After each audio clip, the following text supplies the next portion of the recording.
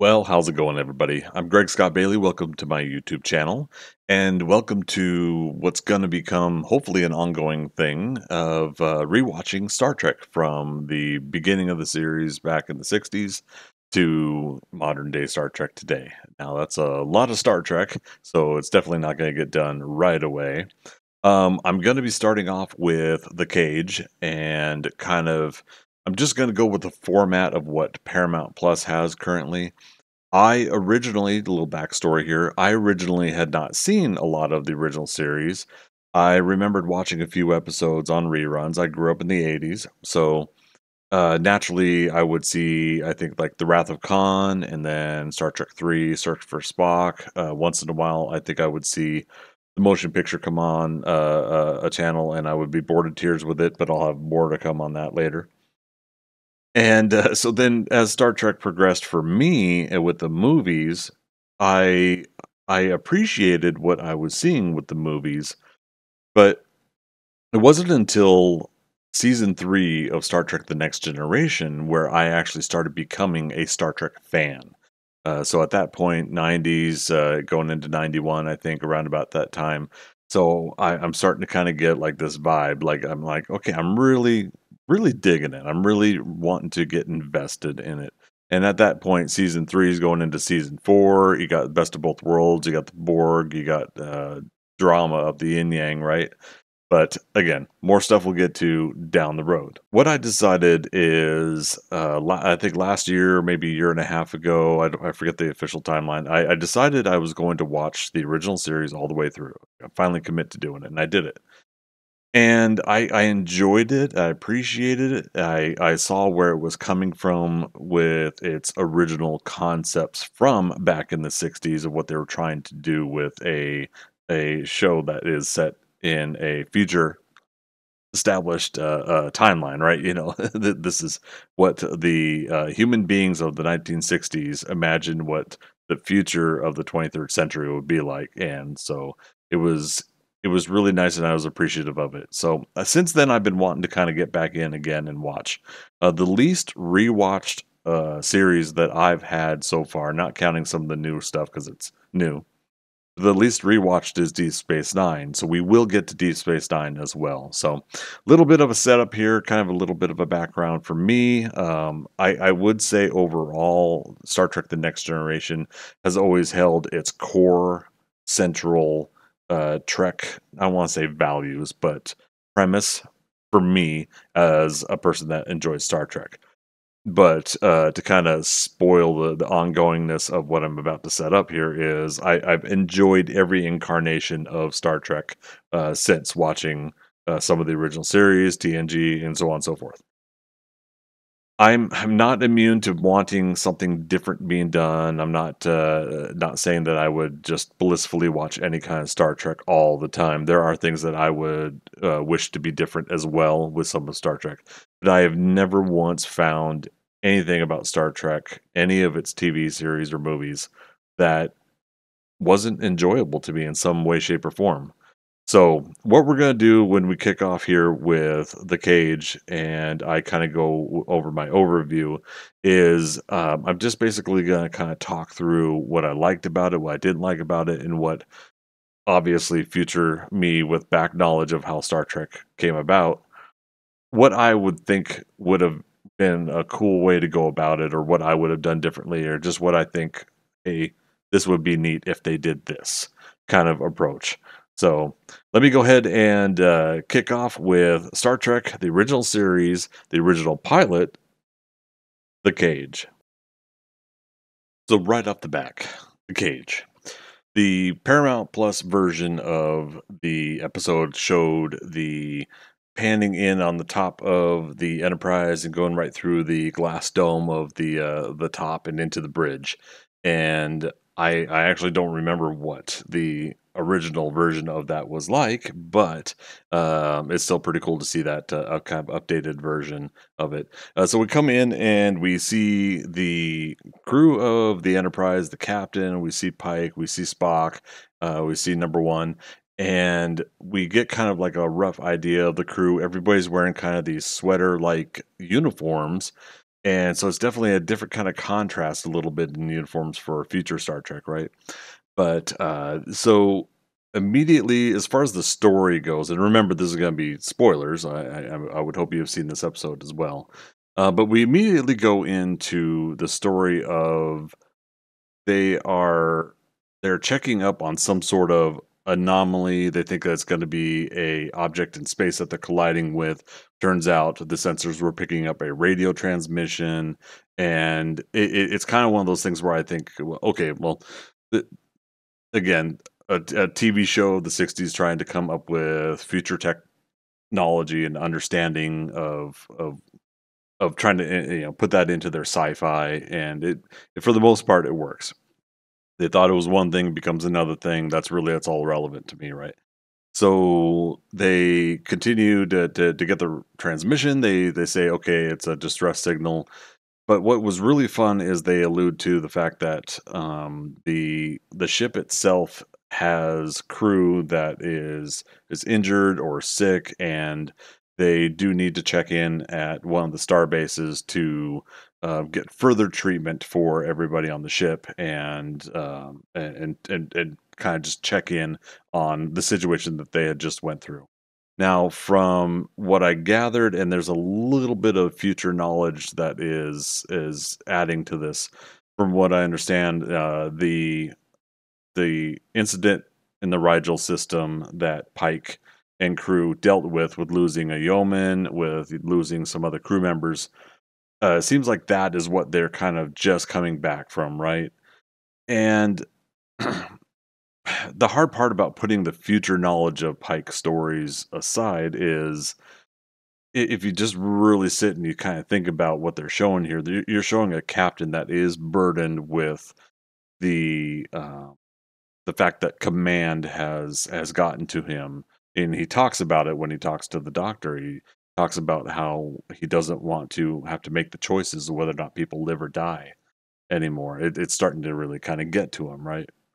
So I love the setup here because it really kind of tells you who this person, Christopher Pike, is at the beginning of this story. You've established there's some background, some buildup from something recently in their lives, and it gives you kind of this going forward momentum with the story. It's establishing, right? So I like that they set up that. I like that they kind of set up a couple other things. The obvious note of the gender and sexes differences between the '60s and 60 years later now, where it, it kills me. The line is just don't think I can ever get used to a woman being on the bridge, and I'm just flabbergasted. Like, really? But then I try to remind myself, okay, from the lens of somebody in the '60s, when we're talking about submarines, battleships, Navy concerns, there was a time where they felt that women were distracting to men and therefore couldn't be in this kind of service. And so, through the lens of that into the future, it's really interesting, like how people speak a lot about how the progressiveness of Star Trek is, and yet this was in there. But maybe it is showing that even our primary starring character that we're following in the story has even a possible flaw in this particular aspect. Later on in the future, when we're watching stuff like Star Trek Discovery and what was it, season two of Star Trek Discovery, and then Strange New Worlds, the show that's actually about Christopher Pike and the Enterprise, they completely gloss over anything like that. They don't show any kind of attitude from Christopher Pike that leans that way, and I'm happy for it. That's one thing that I'm perfectly fine with them kind of just let's just not have that actually be a thing in the 23rd century. All right, so we establish the characters. We get a knowledge of the ship's doctor, the captain, the first officer, and Spock, and you got some supporting characters from the crew in there as well. So they decide, okay, let's go ahead and let's go to the planet, the Talos system, and let's investigate this distress signal because they got updated information. I believe Spock said that they got updated info that there are people stuck on the planet. So they said, okay, let's go ahead and alter course. Let's do our duty and let's try to help people as best as we can. They get to the planet, beam down to the planet, and when they're on the surface, they meet bunch of survivors. I'll put air quotes because it eventually turns out that they're not really survivors. But one of the survivors ends up being Vina, the only woman of the group. And again, this kind of leans into that focus of stories around this time, this era of TV, of movies that is just so darn important that a beautiful woman is like the focus, like the crew stopped, like, oh my God, there's a beautiful woman on this planet. And I'm like, aren't there plenty of beautiful women elsewhere in the galaxy? The focus and attention, obviously, again, is coming from a lens of 1960s culture. So um, but yeah, so they see Vina. Vina then identifies the captain as someone that is in command and has that presence and that knowledge and that kind of that superior kind of intellect as far as leadership qualities go, analytical qualities, everything. Everybody looks to the captain. And so Vina is immediately attracted to that. And so then the ruse becomes that the Talos people have made everyone think that there's a whole encampment of survivors. There's not. They get rid of all of them. Vina gets Pike captured and brought down into what becomes the cage. And so, what I like about this is there is this kind of sci-fi concept of this is what we're seeing and then it becomes something else that we see in some sci-fi stories. I really enjoy when they do things like that and execute it well. And for even the initial pilot, the attempted pilot of this show that Gene Roddenberry wanted to put out there, even in that attempt, I think they did a really good job of like, this is this, but no, it's that, kind of mystery, initial mystery, and again, while it says starring Jeffrey Hunter, but it doesn't say also guest starring Leonard Nimoy, also guest starring Majel Barrett, things of that nature. And so it's just really interesting, like to see that kind of like start of the show where this seems to be Jeffrey Hunter's show, but they still do focus on the side characters. So while we have the captain being kidnapped basically and taken away, we have the first officer, we have the science officer. I'm assuming Spock is science officer in the pilot. But we have all the crew, and they're saying it's the captain. We've got to rescue him. They invoke that kind of determination as a crew. So there's a real nice, fun B plot of following that the crew as they want to try to rescue the captain. So in the cage of the episode, the cage, where Christopher Pike calls it a cage, um, now becomes a story of I will continue to push back your narrative you're trying to push upon me. Basically, the captors, the Talos people, are trying to get Pike to essentially sway over to their demands to eventually become a man and a woman breeding new life on the planet, perpetuating a species, and in this case, wanting Vina and Pike to basically be together. And it becomes kind of that zoo animal kind of feeling. Well, they're just animals, but we do want probably a bipedal humanoid species to become the planet's population, intelligent population.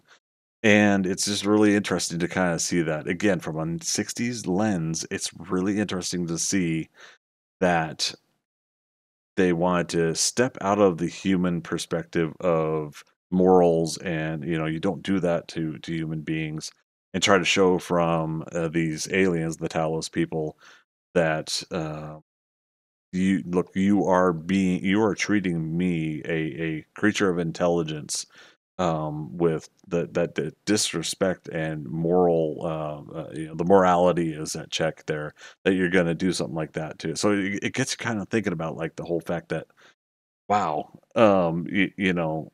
if you really think about something that may treat us like ants, and they have the boots, to step on us with. It's just really interesting to kind of think of like a species that would be that far advanced, but then they would be so advanced that they wouldn't really understand and comprehend at the level that, in this case, Christopher Pike and Vina are at as far as a species and knowledge. And so, anyways, I do like that Pike challenges the Talos folks like the whole entire time that he's in the cage, that he's put into these illusions. I do like that they go over the illusion itself of Rigel, and it gives you kind of like a basic premise of what happened on this planet that they went through, which is again nice that they call back to that again in the future in Strange New Worlds.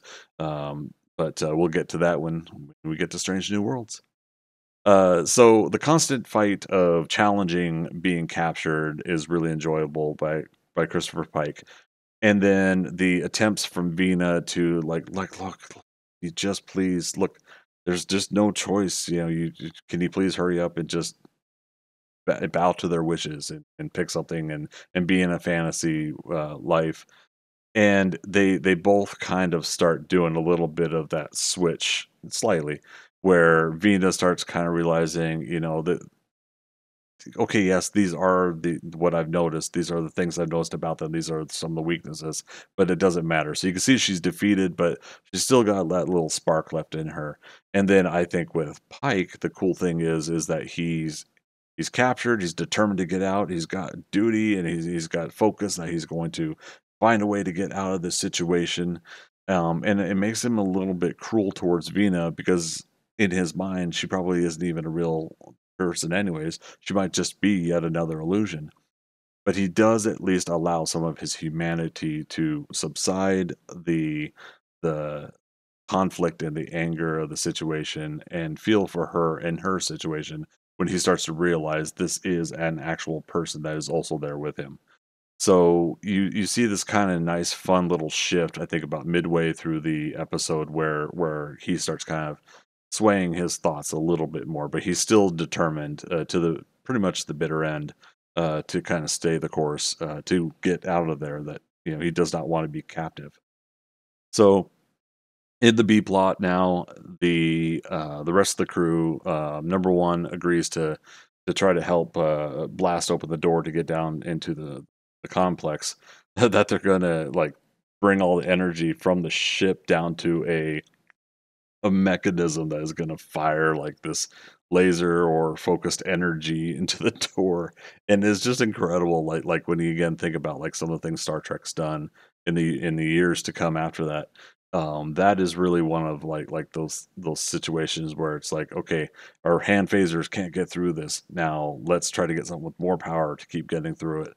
And I pretty much kind of like I put it in the mindset of like it's just trying to get a get an item of what's it called it's trying to get something that could break into that door, whether it's somebody that could hack into a system, whether it's something that blunt force can get into a laser that could blast it open. Doesn't matter what they pick, the idea is that they're going to these extreme methods to try to get their captain back. So it's just, and then as they endure through that, they continue to question, is it real or not? Did, for all we know, we blasted open that door and melted the entire like chamber that the door leads to go to the elevator to go down. So, which ends up being the case right down the line. So, I do enjoy that kind of focus as well. But yeah, with that B plot of them kind of they're trying to decide, okay, what else can we do? Okay, let's try to beam into the actual complex. Let's go through everything and transport through everything. And that's when the Talos people, when they see that Vina isn't 100% working effectively like they would like, they take the first officer and the yeoman, and they keep Spock and the other crew from beaming down. Spock, Leonard Nimoy, love you, rest in peace, man. But yeah, he's like the women. again, 60s lens, how things are focused upon and determined in a story. There's no real point or need these days to kind of be like the women, categorize them that way. But yeah, so it does become a little bit relevant though in the story, I guess, because when they get there, it is realized that okay, now they're trying to find two other females that hopefully the captain will be compatible with, and then they, to get around the whole things not working, okay, now you have three options, and it's like it's not about the options, it's about what you're doing to us. So as Pike begins to realize that anger is starting to kinda keep them from reading his mind completely. He ends up using it to capture one of the Telosians and, gets up to the surface, thinking that he's kidnapped them, but at the same time, they still have control over their mechanisms and equipment too. They can't beam out, they can't get away from the surface. They really can't go anywhere. But what was pretty cool was while he was making an offer for his first officer and his yeoman to be able to beam back up to the planet, and then he would stay with Vina. He would make that offer at the very least. He would do that for his crew members. What ends up happening is, yeah, the first officer's like, nope, to hell with this, and puts an overload in on the phaser, right? And so the cool thing about that is it's not just the captain that is making these moves and these decisions that can help defeat the scenario. We'll say scenario. But it is also the first officer is how the crew works together to try to resolve the issue. And it doesn't just immediately keep going back to only the captain and only the captain can save everybody kind of situation. So because of the phaser overload, the information from the databanks of the Enterprise, because of all that combined, the Telosians are just thinking, okay, this is just too much. There's just no way we're going to be able to pull this off. You're just too resistant to this, and you're too. I think they mentioned like if you were able to learn our ability to have telepathy and to be able to do things with your mind, you would be just as destructive as us. And they see it, I think, as an inevitability that it just is not working. And so what's really nice is that there's a moment in there where Christopher Pike at least says, look, if it's about your species that is ending it, I'm paraphrasing or something, but if it's your species that is about to end, and things are dying here, at least like let us have some sort of mutual trade or help or some form of ability to do what you can to do what we can to help you out. Basically, after all of that, he's still helping. And that right there is more of what I like about Star Trek, right?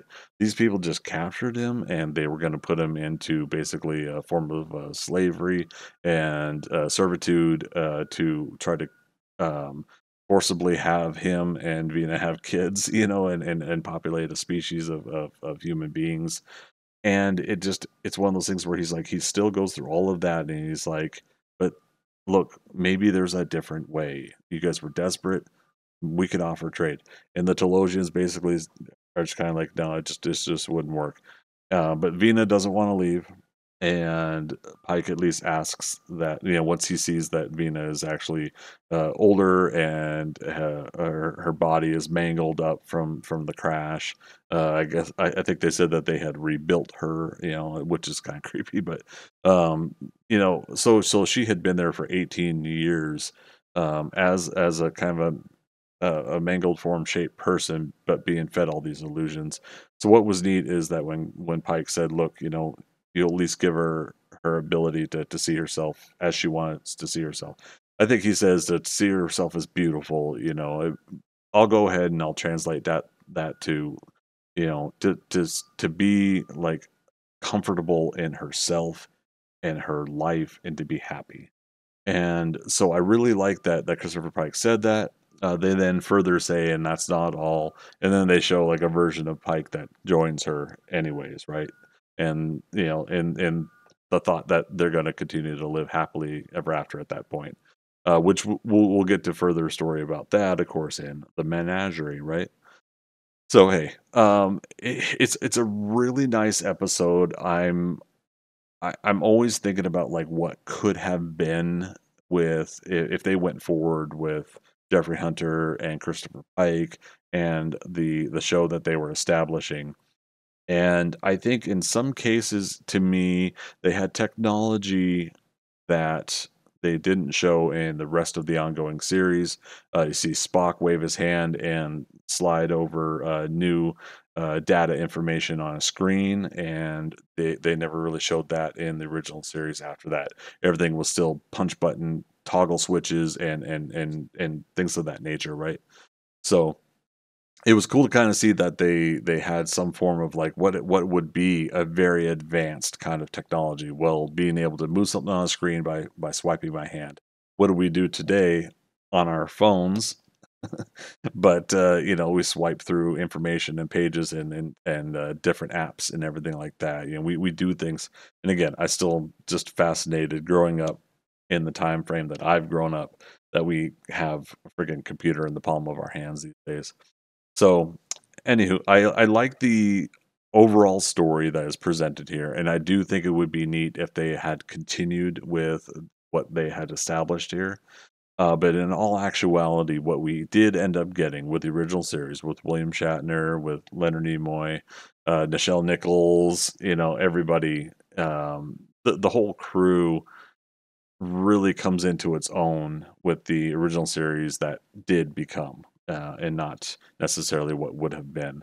So I do like what they put together. I'd say, if anything that I would have done a little bit differently, it's really just going to be from the perception of somebody that was basically born almost 30 years later after the show was created.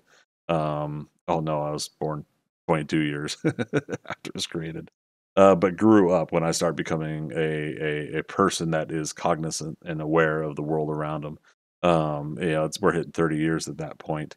From the lens of that versus the lens of the 60s, I obviously would not have made it a deal at all that women were in on the crew, that and this will go into some of the stuff I'm going to say probably about the original series, but the constant focus of attraction and relationships and everything like that was so heavily skewed. But at the same time, I do like still some of the progressive attitude of that frame of mind during that time. So I think there's not really much else I could really say that I would like to see differently with the first attempted pilot of Star Trek. I think they started out strong from my point of view, but I can understand why it didn't work for perhaps executives and studio heads of the time. So, all in all, I really like it. I do enjoy now going back and watching The Cage. So I look forward to watching again the Menagerie, where we do a two-part episode of kind of back to back, following that story of The Cage again, but now from the point of view of Kirk, Spock, and the crew that is trying to figure out what's going on. And it's just a really nice, I think it was a really nice way to kind of revisit that story, but we'll get to more of that when we talk about the menagerie. So thank you everybody for stopping on by for this first kind of recap review of The Cage, the first pilot, attempted pilot of the original series of Star Trek.